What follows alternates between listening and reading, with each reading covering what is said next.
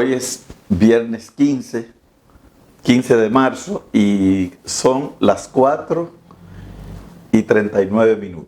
Nos encontramos en la ciudad de Puerto Plata para conversar con uno de esos profesores estrella de la Escuela de Filosofía de la Universidad Autónoma de Santo Domingo, el profesor Yohanis Ferrera, escuela de la que él mismo es egresado. Es una persona con una trayectoria académica de gran calado. Ha sido director en 2 ocasiones del Centro Universitario Regional de Puerto Plata, desde el 2000 al 2008, y como ha dicho el profesor Silverio, ha dejado una impronta en esa institución. Es recordado todavía hoy por hoy. Nos encontramos aquí, el profesor Silverio ha querido venir personalmente hasta la ciudad natal del profesor Yohanis Ferrera para legar este testimonio de vida, este testimonio académico a la posteridad. Bienvenido al Archivo de la Voz, profesor Yohanis Ferrera. Pero muchísimas gracias. Valoro y reconozco la importancia de esta gran labor de la gestión de nuestro compañero, maestro Eulogio Silverio. Y en mi caso particular, creo que tiene un doble valor, porque el hecho de que esté Alejandro Arbelo en este rol, con el que me unen unos afectos muy particulares, porque aun cuando no pertenecemos directamente a la misma promoción, compartimos aula, a pesar de que él estaba mucho más avanzado que yo en la carrera en la década del 80. Y agradezco muchísimo, sobre todo, el esfuerzo que han hecho para estar aquí. Esto es una deuda que teníamos y agradezco muchísimo el que esto pueda darse y podamos compartir en esta tarde. Muchísimas gracias, profesor. Sabemos que usted es nativo de la ciudad de Puerto Plata. ¿Qué recuerda el profesor Yohanis Ferrera de sus primeros años de infancia propiamente, y luego de la escolaridad, de esa primera escolaridad, sus parientes, sus amigos de entonces, sus compañeros de estudios? ¿Qué recuerda el profesor Ferrera? Bueno, yo soy nativo, nací en un campo de la provincia de Puerto Plata, una comunidad que a lo mejor nuestro distinguido director conoce, Vuelta Larga, que pertenece al municipio de Inver. Posterior a la Revolución, 66 específicamente, mi padre, que no tenía vacas, que no tenía tierra, como decía él mismo, echó sus 6 muchachos en un canasto. No es un canasto, tiene otro nombre que usan los caballos, y emigró a la ciudad, como le ha pasado a una gran cantidad de campesinos de la República Dominicana que no tienen posibilidades de mantenerse en su zona de origen. Entonces viene el tema de la migración. Y llegué a Puerto Plata aproximadamente de unos 8 años. Ese proceso se tardó. Los planes de mi padre debían ser antes del 1965 o antes de la Revolución de manera particular. Pero entonces justamente en el inicio de la etapa de la Revolución, yo fui víctima de polio. Yo soy paciente post-polio y quedé con lesiones bastante considerables en la parte motora, que logré comenzar a superar ya después de adulto, porque mi vida de estudiante del nivel inicial, del bachillerato y universitario, pues la pasé con mis lesiones. Tengo en mi historia de vida de estudiante en la UAS, cuando las manifestaciones eran el día a día, que me caí como 3 o 4 veces en el campus, precisamente por la dificultad de la movilidad. Bueno, pues ese proceso de traslado de la familia se produjo justamente a mediados del 66, cuando todavía yo tenía evidentemente las lecciones muy frescas de haber padecido polio. Y bueno, mi padre con una visión muy avanzada, a pesar de que apenas había llegado a un tercero de la primaria, una historia importantísima durante el padecimiento de esta enfermedad, que nunca se amilanó, nunca abandonó y prefirió siempre conseguir la opinión de los médicos. En mi historia entonces de estudiante de media, cursé la primaria entre las escuelas más importantes del sector público de Puerto Plata, Virginia Elena Ortea, la Fundación Luisa Ortea, la escuela denominada con el nombre de una empresa muy importante de la ciudad que me voy a reservar. Y bueno, de ahí tengo recuerdos muy importantes, sobre todo una experiencia que me marcó. Y fue en sexto curso que tuve una profesora que se llamaba Cristian Monagat de Ortiz. Porque esa maestra tenía un modelo de trabajo que yo creo que me colocó un sello en lo que es hoy mi experiencia y mis valores de mi vida como profesor. Ella sostenía que si un compañero tenía algunas limitaciones con la calificación, uno de los compañeros podía cederle parte de su calificación suficiente, pero que el compañero tenía que hacer un compromiso con el que le cedió la calificación. Y eso, desde mi punto de vista, tiene una importancia relevante, porque tiene que ver primero con un acto de solidaridad y también tiene que ver con el compromiso, dos valores que para mí tienen mucha relevancia en el mundo moderno de hoy.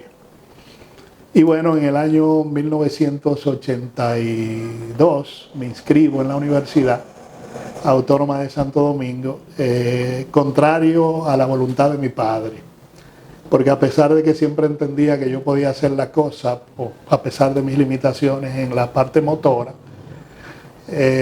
cuando le dije que me iba para la UAS me puso pero, porque él entendía que me iba a enfrentar a muchos retos de distancia, de movilidad, y yo le dije que sí, que me quería ir para allá. Ya mi hermano mayor estaba allá, y evidentemente esto tuvo mucho que ver con lo que la experiencia que había vivido anteriormente, mis vinculaciones con los grupos políticos, con el movimiento cultural, con los clubes culturales. Yo había sido fundador de un club muy importante de aquí, el Francisco del Rosario Sánchez, y la aspiración de todo joven de la época, sobre todo del interior del país, era llegar a la UAS, porque la UAS representaba una simbología más allá de lo que pudiéramos ver hoy, o más allá de lo que valoran los jóvenes de hoy. Era un escenario en el que podíamos manifestar nuestras diferentes inquietudes, sobre todo las ideológicas en ese momento, que eran las que más preocupaban. Y bueno, ingresé en enero del 83 y terminé en el final del 87. Un tiempo récord. Sí. Nadie terminaba filosofía en tan poco tiempo. Sí, es que me pasó varias veces algo de lo que probablemente tú eres el culpable también. Es que nos enrolábamos a veces en asignaturas que no nos correspondían para poder hacer el grupo, para que se pudieran aperturar. Y entonces algunos de los más avanzados nos decían, no, yo te voy a pagar la inscripción, no te preocupes. Y recuerdo en una de esas experiencias que compartí contigo, que igual fue muy significativa de mi vida de estudiante, creo que en sociología del conocimiento, que yo recuerdo incluso hasta la vestimenta que yo tenía, y para comparar la madurez de los demás integrantes del grupo, que casi todos estaban con camisa manga larga, y yo recuerdo que yo estaba con una camiseta que decía Puerto Plata y tenía el teleférico de Puerto Plata.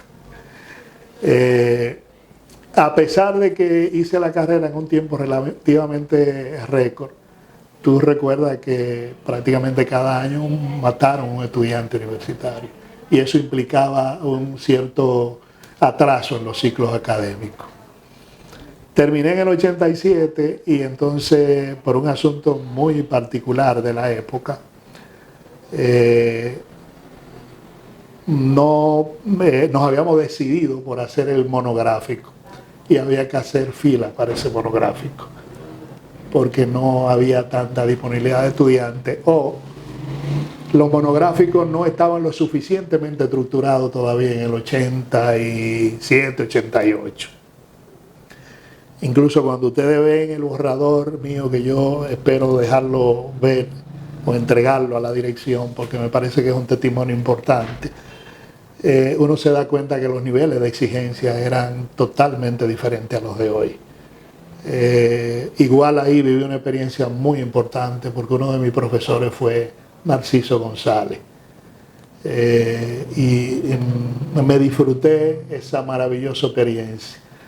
Pero a pesar de eso, por la propia situación del contexto en el que estaban los cursos optativos o los monográficos de la época, yo me pasé prácticamente 2 años esperando para poderme graduar.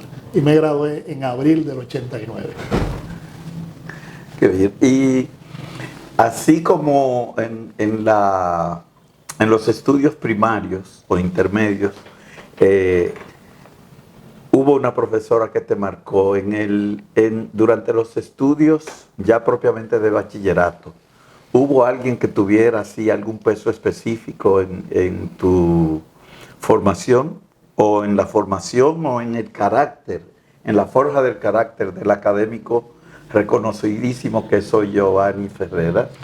Yo pienso que sí, y parece bastante contradictorio que no fuera una persona del área de las ciencias o de las humanidades. A mí me marcó mucho el profesor de matemática Ney Santana, y me marcó por la disciplina, por el cumplimiento. La docencia regularmente de su asignatura, que era matemática, comenzaba a las 7 de la noche y antes de sonar el timbre él estaba ahí con las manos detrás y la tiza en la mano, con una mano detrás y con una tiza en la otra mano, ahí puntualito, y nos decía adiós y de una vez sonaba el timbre, tipo con una disciplina, y eso evidentemente lo valoro y lo recuerdo de manera muy particular, claro que sí. Bueno, sin que me lo preguntes, igual experiencia importantísima en la experiencia en la universidad. Y se me ocurre particularmente Andrés Avelino y el profesor Solano. Andrés Avelino, igual por lo acucioso de sus argumentos, por su sentido de comprensión,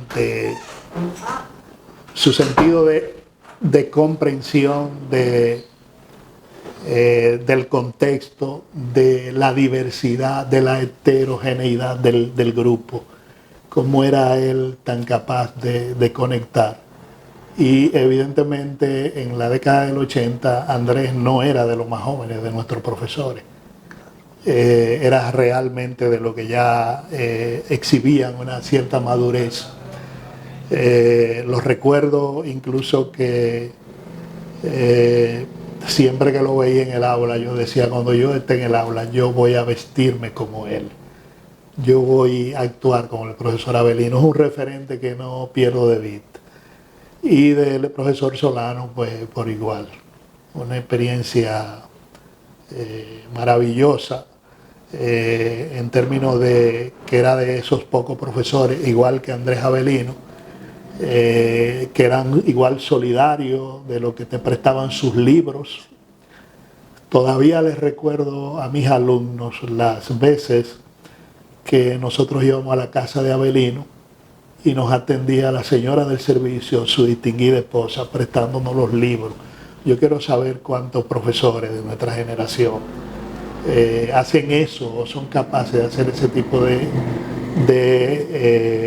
dar ese tipo de testimonio sobre todo porque en la década del 80 nuestra biblioteca acusaba una profunda debilidad en términos cuantitativos y obviamente en términos cualitativos, pero para analizar en términos cualitativos habría que situarse en el contexto que estábamos. Evidentemente, recuerdo y viví la experiencia de hacer fila en las diversas bibliotecas de nuestra universidad, la principal y la de nuestra facultad, sentado afuera para esperar que alguien desocupara un libro para entrar a usarlo. Y en ese contexto, estos distinguidos maestros, yo me imagino que tú tuviste tus experiencias también. Sin duda. Invitarnos a sus casas, a jóvenes, la mayoría del interior del país, para que pudiéramos usar sus libros, sus valiosas obras. Para mí eso tiene un valor que no puedo olvidar y que creo que no voy a olvidar nunca. Y esa decisión, profesor Ferreras, de estudiar filosofía, ¿de dónde surge? ¿Cómo se enhebra en un joven de un pueblo del interior, como usted dice, joven, muy joven, con todo un porvenir por delante para estudiar la carrera que hubiera querido estudiar? ¿Por qué filosofía y no otra cosa? Bueno, viví una experiencia muy particular. Yo me fui, mi papá quería, como todos los jóvenes de la década del 80, los papás participaban mucho, creían que participaban mucho en la elección de la carrera de sus hijos. Mi papá me percibía como abogado, y esto tiene que ver con esos antecedentes antes de llegar a la universidad. Y mi mamá me percibía como médico. Y dentro de su dominio, dentro de su cultura, ella decía médico de las mujeres. En honor a la verdad, yo me fui a estudiar para la UAS odontología. Y se impuso la razón y se impusieron otros elementos que probablemente tenían igual valor que la razón. Se impuso la racionalidad de la disponibilidad de recursos. Mi hermano mayor ya tenía allí como 2 años estudiando y mi papá era un pregonero de billetes y quinielas. Y en mi casa había un pequeño colmado que mi papá había decidido crear o establecer para que nos diera apoyo a mi hermano y a mí, que éramos los únicos que iríamos a la universidad. Y cuando subí los primeros escaloncitos de entrar a la escuela de odontología, dije, no, a mi hermano le falta mucho y mi papá no va a poder con esto. Yo me voy a estudiar filosofía porque es mi segunda y principal opción en estos momentos. Y tomé la decisión, me recomendaron letras, me recomendaron antropología, me recomendaron ingeniería civil. Y yo dije, no, es filosofía que quiero. Y evidentemente eso estuvo muy determinado, porque yo desde los 14 años milité en un partido político de la izquierda radical. Entonces, como nos pasó a una buena parte de nosotros. Fui miembro de Bandera Proletaria, luego del 14 de junio fui miembro del Comité Pro PTD, fundador del PTD. Y llegué con esas inquietudes, ya había entrado en contacto con lo que nos llegaba aquí de esa cultura del manifiesto del Partido Comunista, miseria de la filosofía, es decir, y entonces evidentemente yo entendía que me sentía muy cómodo. Cuando me fui de aquí incluso yo era declamador en un grupo de poesía coreada que llegó a presentarse en las principales salas de cine de Puerto Plata. Y eso era parte de ese paquete de la izquierda de entonces. Los gestores de ese grupo de poesía coreada eran justamente esos grupos de izquierda. Quien lo dirigía de manera un poco indirecta era un cuadro del partido. Y eso evidentemente fue determinante para yo tomar mi decisión. Luego, obviamente tuve que enfrentar los retos de justificación de por qué filosofía, que todavía hoy arrastra la filosofía mucho estigma, muchas dudas. No se ve qué hacer como una actividad necesaria, y la realidad es que cada vez lo vemos como mucho más necesaria en el país, en el mundo, en la multiculturalidad. La reflexión filosófica es una necesidad. Mi padre, que era el que más vivía el orgullo, como todos los padres de los que tuvimos en la universidad y los que están en la universidad hoy día, él lo resolvía muy fácil, ¿no? Mi hijo estudia para ser maestro. Otro de mis hermanos eran mucho más claros en términos de la decisión de por qué había decidido estudiar filosofía. No, esto a lo mejor pudiera ser la parte final de mi testimonio, pero reafirmo que, como estoy casi seguro de una otra vida, que no sé en términos esenciales, en términos existenciales, qué forma, qué contenido tendrá. Estoy muy seguro de que volveré a estudiar filosofía, y seguro también por demás de que volveré a estudiar filosofía en la UAS. Qué bueno. Se da por descontado, profesor Ferreras, que las expectativas del joven Joanny se cumplieron entonces en el decurso de su carrera de filosofía. ¿Qué usted siente que cambió en el Joanny Ferreras que entró a la universidad en 1986 y el que ingresó en 1982 y aquel que egresó en 1987? Que terminó el pensum, porque claro, egresó en el 89, nos ha dicho. Correcto. Bueno, muchas expectativas y muchas esperanzas. Probablemente viví experiencias que hablan, yo pienso que de manera satisfactoria de mi testimonio. El hecho de que me gradué en el 89 y a los 2 meses conseguí trabajo. Pero la gente dice que quienes estudian filosofía no tienen campo laboral para el ejercicio. Pues yo puedo dar un testimonio totalmente diferente. A lo mejor muchos de mis colegas, muchos de los egresados de nuestras escuelas tendrán experiencias diferentes, pero yo me gradué en el 89, en abril, y a los 2 meses tenía un empleo. Es más, yo me casé en el mismo 89. Y me casé, y me parece que fue un gran reto. La fecha en el año que me gradué, me casé. Nunca he estado desempleado. Mi primer empleo fue justamente lo que más tomó en cuenta la persona que me contrató, fue mi formación. Me recomendó un compañero de la izquierda, y él le dijo, mira, él estudió filosofía pura, y estoy seguro que tiene experiencia en formulación y elaboración de proyectos. Y de una vez le dijeron, ven para acá. Posteriormente, un nombramiento en el Ministerio de Educación como profesor, para el cual trabajé por 25 años. A los 2 años trabajé en UTESA como por 8 años, como profesor de filosofía, profesor de metodología. Y bueno, la historia es otra, casi 25 años en la universidad, porque justamente llegué un poco tarde a la universidad. De mi generación yo creo que fui de los que llegué más tarde. ¿En qué año se produce su ingreso como académico de la Universidad Autónoma de Santo Domingo? En el 2001 sucedió algo muy particular, y esto por igual tiene mucho que ver con las experiencias positivas que he vivido.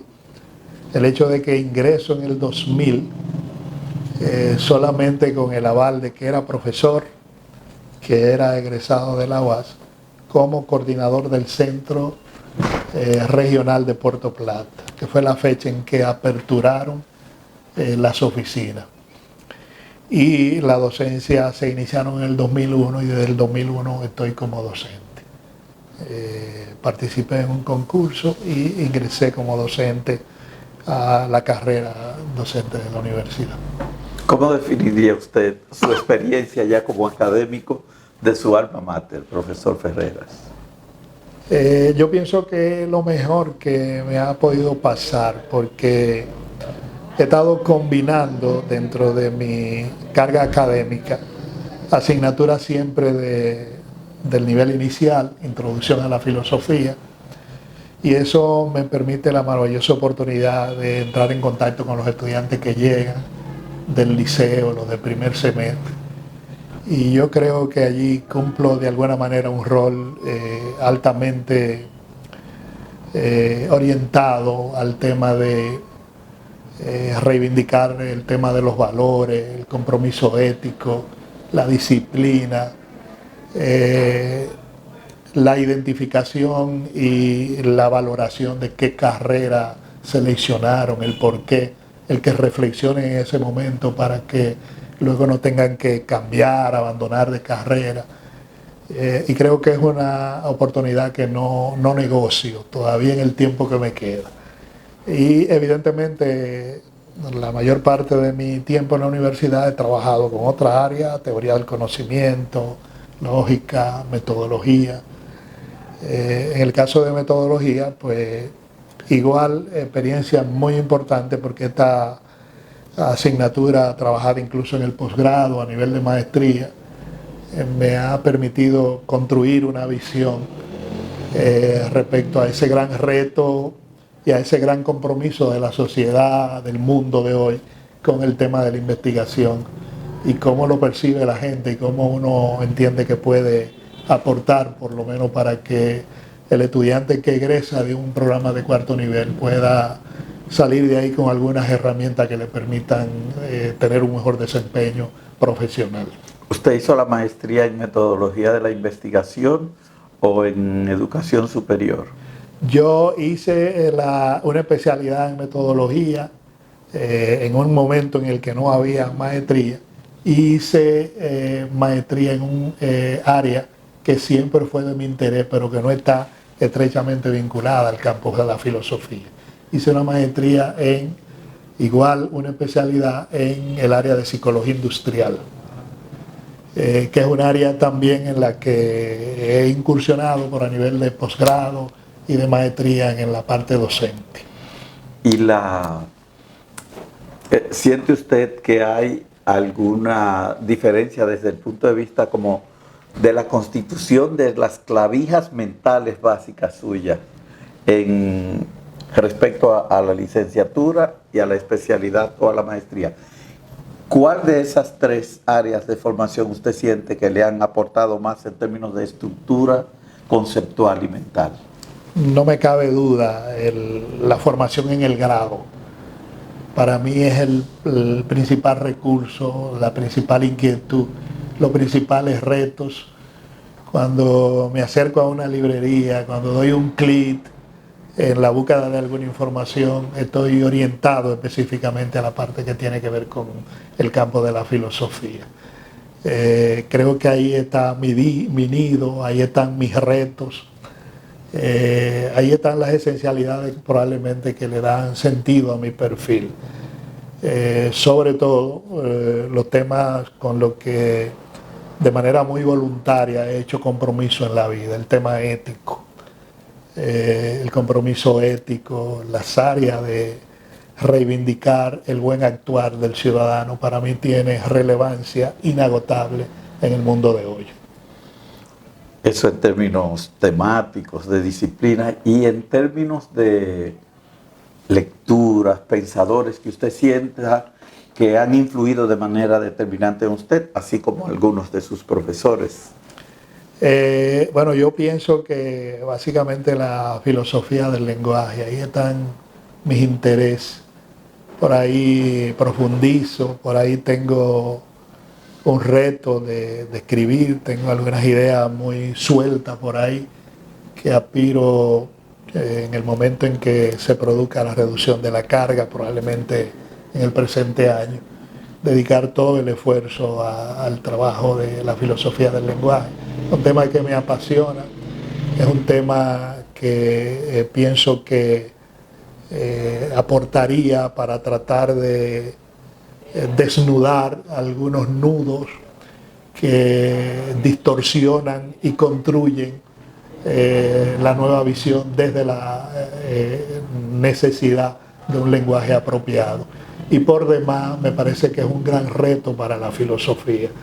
Los que amamos este saber, me parece que por ahí hay mucha necesidad, sobre todo la generación a la que tú perteneces y una buena parte de la generación del siglo XXI, si se quiere, en todo lo que tiene que ver con la obra que se ha construido en el campo de la filosofía.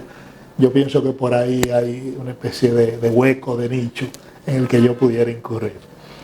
Nos ha dicho usted, profesor, que si volviera a nacer, que esperamos que así sea, elegiría de nuevo la misma carrera, la misma universidad, pero elegiría también los mismos compañeros de aula y los mismos compañeros en el camino académico que le ha dado la vida. Bueno, estos testimonios casi como que han llegado de manera circunstancial, pero parecerían como que fueron escritos. Porque ayer mismo hablaba con un amigo comunicador que tiene un programa muy especial. Yo creo que sí. Yo no solamente elegiría a los mismos amigos, los mismos compañeros de habla, la generación de profesores que tuvimos, y más en un plano mucho más privado, creo que elegiría a los mismos hermanos y los mismos padres. No me cabe la menor duda. Formidable manera de poner un punto y seguido a este encuentro, profesor, porque es evidente que con usted podríamos, el profesor Silverio y yo, continuar esta conversación, a lo mejor hasta el infinito, quién sabe. Claro. Vamos a hacer una suerte como de experimento que hacemos siempre al final de los encuentros con los colegas académicos, que consiste en lo siguiente: antes de que el profesor Silverio cierre este encuentro, como suele hacerlo, yo le voy a decir, profesor Joannis Ferreras, 5 expresiones o 5 conceptos para que usted me diga qué le evocan, qué le sugieren, en un golpe de intuición, o en una palabra, o en una expresión. Pensamiento filosófico dominicano, pensamiento filosófico en Dominicana, filosofía dominicana. Pensamiento filosófico dominicano. Escuela de Filosofía de la Universidad Autónoma de Santo Domingo. Escenario ideal. Centro Universitario Regional de Puerto Plata. Primer eslabón. Facultad de Humanidades de la Universidad Autónoma de Santo Domingo. Nicho de las ideas. La República Dominicana, presente y porvenir. Reto de construir lo que se puede exhibir. Muchísimas gracias, profesor. Lo dejo en manos de nuestro director, que cierra este encuentro.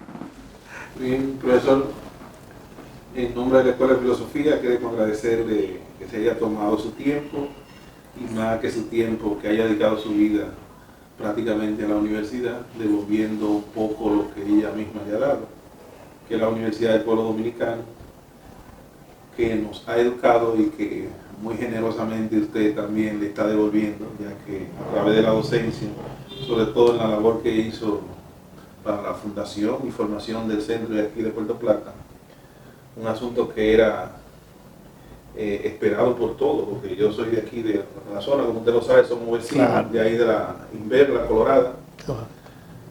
Y en el tiempo en que yo me marché de aquí no estaba la universidad, no había ni siquiera la posibilidad. Quiere decir que eso definitivamente juega un papel importante. En ese sentido, entonces, queremos felicitarlo y decirle que la Escuela de Filosofía que yo represento en este momento se siente orgullosa de tenerlo a usted como docente, ya que, como hemos dicho en otras ocasiones, la Escuela de Filosofía y la UAS es grande por el tipo de académico que tiene, y usted es un digno representante de ello. Un tercer punto sería comprometerlo para que alguna de esas ideas que usted tiene, que no ha publicado, la publique a través de la revista de la Escuela de Filosofía, que la Barca de Teseo está construida para que no desaparezca ni en esta gestión ni en la otra y que pueda perdurar. Es un compromiso entonces de nosotros, claro, alimentarla con los recursos necesarios para que la publicación siga saliendo. Y un cuarto y último punto es comprometerlo, como comprometeremos también a otros compañeros de aquí de Puerto Plata, para que se integren a los trabajos del 6º Congreso Dominicano de Filosofía, que en esta ocasión queremos dedicarlo un poco a explorar y a valorar filosofía en español. ¿Qué se ha pensado desde la lengua española, desde nuestra lengua? Que es una búsqueda de la identidad, un poco búsqueda de la identidad, de lo que somos o de lo que debemos ser. Así que muchas gracias, profesor. Muchas gracias. Gracias a ustedes por esta oportunidad. Nosotros estamos comprometidos con la gestión que tú estás encabezando. Estamos comprometidos porque entendemos que esto es un probablemente cliché de carácter político, pero probablemente en tu gestión habrá que hablar de un antes y un después, sobre todo porque esta labor de recoger la voz, el perfil de los integrantes del cuerpo profesoral de la universidad, para mí tiene un valor incalculable por la multiplicidad de utilidades que le vamos a sacar, y contar con este excelente conductor del proceso. Yo no puedo dejar que salgan los afectos para agradecer infinitamente esta oportunidad. Muchas gracias, profesor. Gracias, hermano Giovanni, siempre.